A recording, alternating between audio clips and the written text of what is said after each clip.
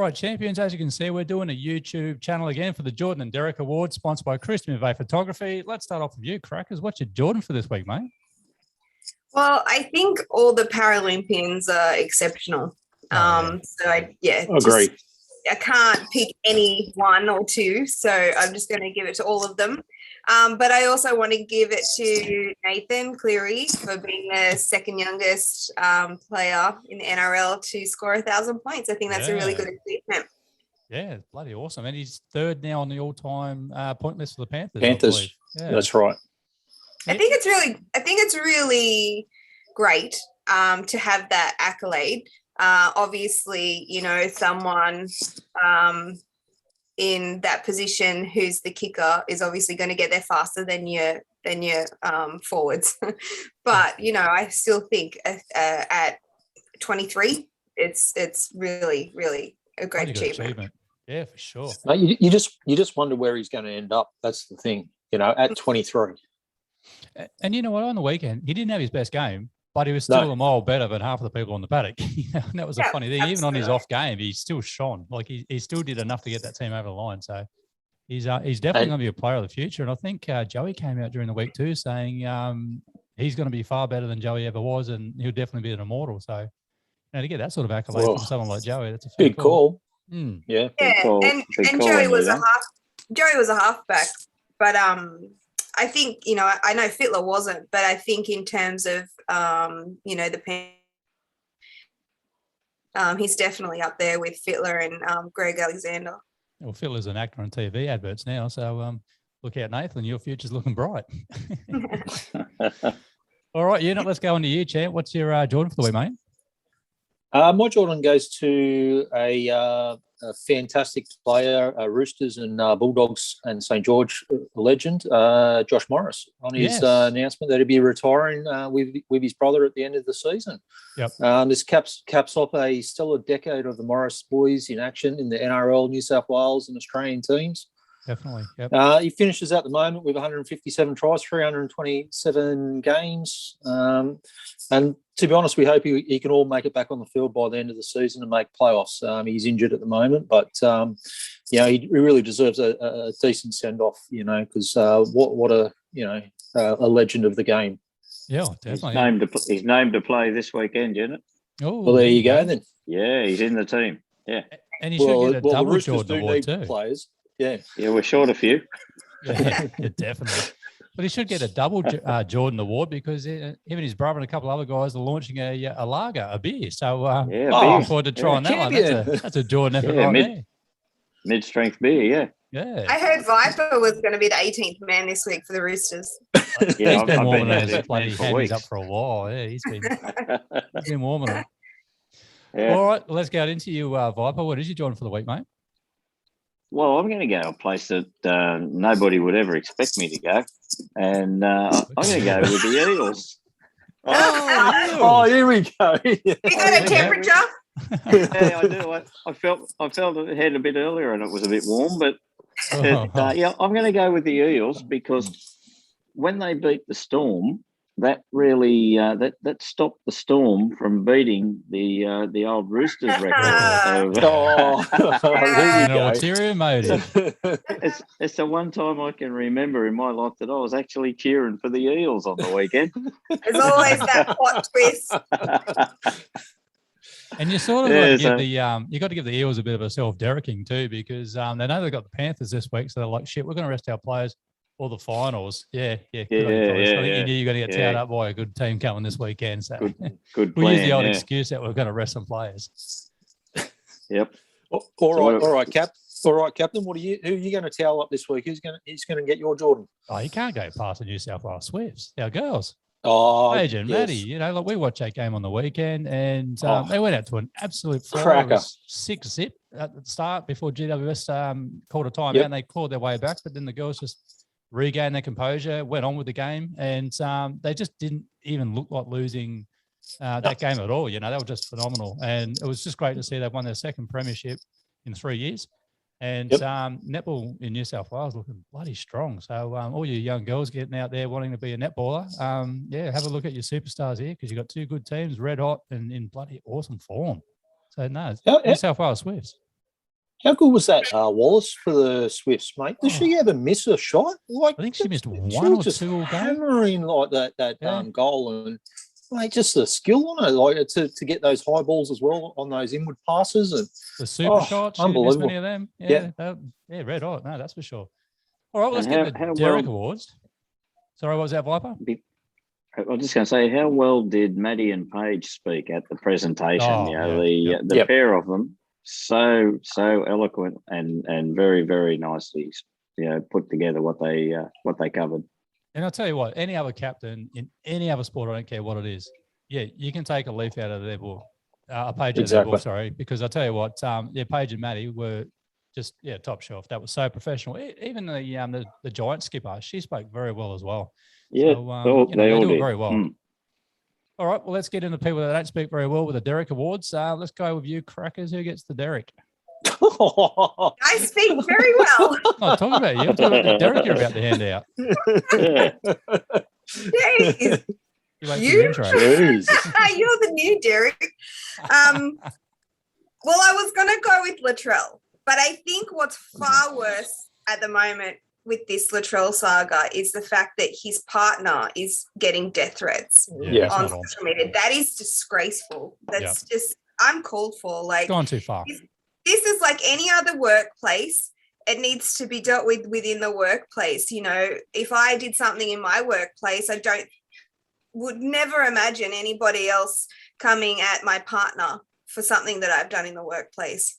Yep. Just these trolls are just on another level. And I know Aaron Molan's sort of put in the hard yards trying to get laws put into place with people who do, bully you Keyboard online. warriors. Yep. So I'm hoping that those sorts of laws are put in place and they can track who these people are. But I think it's just utterly disgraceful.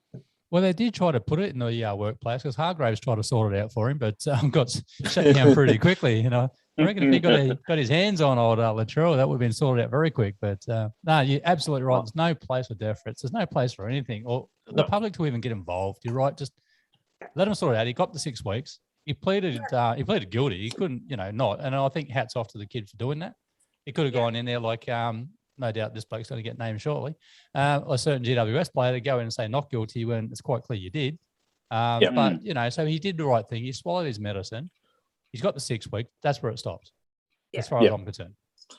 Definitely But, he's going to have to look at the way he plays now. Definitely. Mm-hmm. Oh, yeah. And I think he knows that too. And I think Wayne Bennett's going to deny it because he's not going to be there next year. He doesn't care. So and that's fine. It's someone else's problem. And that's fine. He can cop the criticism, NRL 360 are all over it. All the bosses and, coaching staff, they're all over it. But for the outsiders to then drag in family members, that's not on. That's pretty shit. It's a shit go. Not on. All right, Unit, what about you, mate? What's your Derek for the week?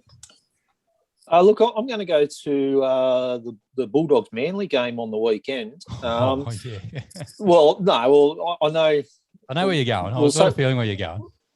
Have you? Or a little you going the hair pulling, or you going the I am going the hair pulling. Yes. The ref calling a penalty for the hair pull on Martin Tapau. Like, that's part of his head, isn't it?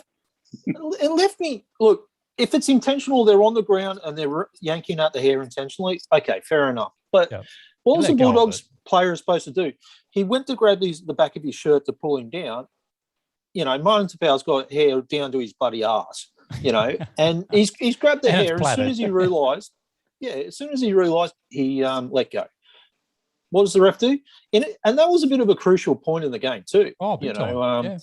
And the ref pulled it up, gave a penalty, and Daly Cherry Evans slots a penalty goal right in front. Oh, sorry, not Daly Cherry Evans, Ruben Garrick. So, God, what do we get into?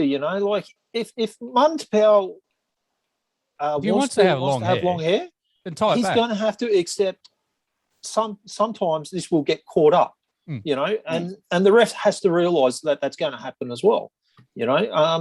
It's obviously not a good deal if it happens on the ground and intentional. Yes, you can understand that. Yeah. Come he's on, done a ref. great job, with the braids, but pull it together at that.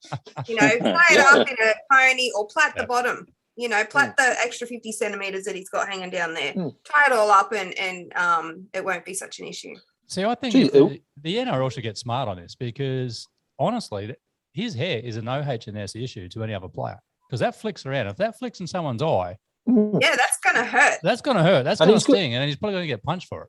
So he's got little beads or something at the bottom too. Yeah, I don't know what he's got in there, but he should be made to tie it back. You're right, but because at the moment, that is a no HNS issue. Yep. All right. Speaking of OHS issues, Viper, you're one. What's your Derek for the week, mate? Well, I'll just clear one little thing up. I think with the Latrell issue, I think it will get sorted out on the field next year and the year after. Yeah, when Radley comes back. I'm pretty sure Radley and Warrior Hargraves will even that up. So, yeah, good luck, Latrell. Yeah, start ducking now, mate. But no, my Derek's got to go to us. My Derek's got to go to the two bullheads, the referee and the one at Perinara up in the box. Oh, yeah. Like the pair of them made an absolute meal of that hit of Latrell's on Manu, because like it didn't matter whether you watched it in normal speed, slow motion, whatever. Yep. It was so obvious that it was intentional. And if it had been done by Warrior Hargraves or any of the other Rooster players, you'd have been seeing them go straight to the bin and straight off the field. Not forget the bin. Don't pass go and get out of the ground, and you won't be playing again for a very long time. Well, especially with all that round where you just had to touch a player high and you got 10 in the bin. That's right. You touch their head. Yeah, you touch the head. Like in the bin for a head touch. And Radley and Maria Hargraves have been in there multiple times for it. Yeah, and some of them not much, but like how you could call play on after that has got me beat. I don't know. How's Ashley Klein going to be refereeing this weekend? Really? And Perinara, is he still in the box? Like, he's been dropped. That's he should be too, and for a long time. but isn't it interesting after Perinara got dropped on that after that game, how the refs reacted to what happened? And you saw a couple more sin binnings over the weekend for real light stuff. It's the refs are overreacting too little or too much. There's no in between at the moment. Well, the players got the shits too, because a lot of players are coming out speaking out now, going, "Stop changing the game. Don't change it anymore. You're confusing the shit out of us. We just want to play. We've got semi-finals coming up, and you keep moving the goalposts on us. What's a send-off, what's not, what's 10 in the bin, what's not. Just leave it alone. Stop changing shit." Yeah. We're footballers. It changes from game to game, yeah, exactly. No, well, if they kept the same mantra from Magic Round all the way through, we wouldn't be talking about it. We'll go, that's it. He would have been sent off and everything would have been fine. But they wouldn't, if they'd have kept that going, there wouldn't have been a team in the comp that had enough players to field a team. Yeah, well, this is true too. I think that's why they had to change it. Yeah.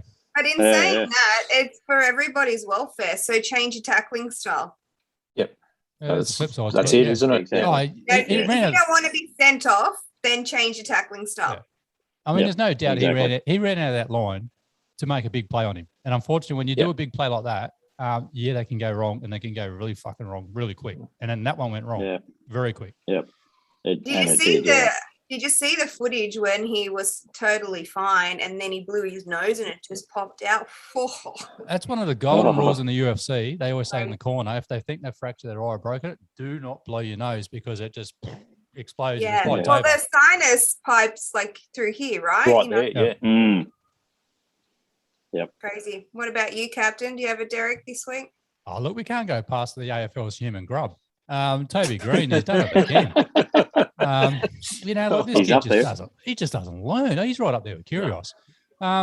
He's just come back from a suspension for Dangerfield's throat attacking his elbow. Go figure. But he's made contact with an umpire. Now, it'll be very hypocritical of me to give Kyrgios, the Derek of the Week award for what he did to that female umpire, and not to give it to Toby Green. Now, you've got that whole paddock. You've got ample opportunity to walk around the referee, not continue to walk at him, brush him, brush shoulders, and actually make contact with him and keep walking like you're king shit, and you're going to get away with that. There are cameras everywhere, mate. Unfortunately, there isn't much between those ears that register with you that you cannot do that. You can't karate kick people in the head. You can't eye gouge people in the head. You can't swear and do whatever and elbow people in the throat. And this is after he also gave away another penalty, a free kick, for attacking the face of a Swans player when he tried to palm him off. Instead of going for the shoulder or the chest, he went for his face and he got his face. So he didn't learn from his suspension last time where, he got Dangerfield in the throat.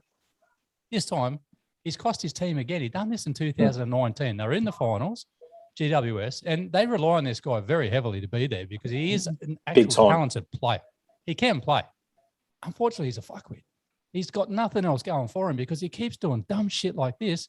And if I'm a GWS player, enough's enough. I'm saying to the coach, piss him off. He's a liability. We deserve to be here. And in the grand final, with a bloody good shot at winning this, we've got our star player who now is suspended again. And another Derek's to the tribunal who only gave him 3 weeks after coming out and admitting that he was guilty of all charges. Should have got 6 minimum, but ended up giving him 3. So I think the AFL will appeal that. But when's this guy going to learn? Well, this is the problem. Like, he's totally ruined GWS's chances to move forward in the AFL final series. Yeah, twice in 3 years he's done it. And it's now up to the team. He's supposed to be a leader in this team. He's up to the team now is to pull him in line and say, no more. You either play decent, you play fair, play tough. Again, this is another bloke like a Latrell, like a Victor Radley that does need to change the way he plays. It's fine to be aggressive and all that, but you've got to learn to be aggressive, but within the rules. And look at what message you're sending the kids. Whether you want to be an icon or whether you want to be an idol or whatever, or don't, it doesn't matter. These kids look at you and see you make contact with an umpire the way you did. It wasn't just sort of like, hey, just leave me alone. Oh, accidentally brushed him. You kept walking at him and you dropped your shoulder into him. Kids of today, they can't be saying that shit because then they go to their local grades and think that's all right. Toby Green did it, so I can get away with it. No, you can't. Mate. They are a protected species. You do not touch umpires. And the worst part about it, he went to the tribunal and said he didn't do it. He pleaded not guilty. Yeah, he said it wasn't forceful and there was no intent there to do what he did.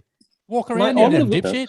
I would have gone Big Brother with 25 cameras. They're everywhere. You can't get away from that. And then, if I'm a GWS player, if there's one single GWS player in that squad that looks at what he did and thinks what he did isn't bad and he's done nothing wrong, then you're a fuckwit too, and you need to go as well because that was a very bad look.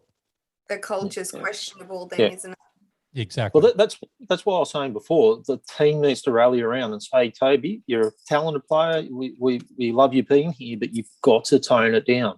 It's time to move on. Yeah, you've cost your club two premierships now in 3 years. But he's just re-signed on another long-term deal. Yeah, well, who's the Derek there? The blokes that signed him or what? I mean, he's a liability. But anyway, that's my Derek for the week. And talented or not, and I'm not just being pissed off because I'm a Swan supporter.